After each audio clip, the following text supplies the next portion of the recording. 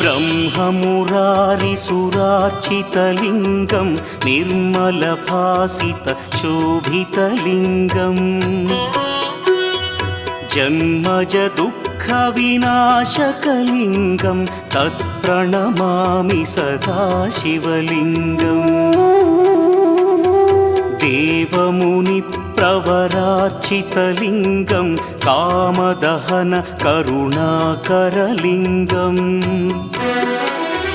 रावणदर्पविनाशकलिङ्गं तत्प्रणमामि सदा शिवलिङ्गम्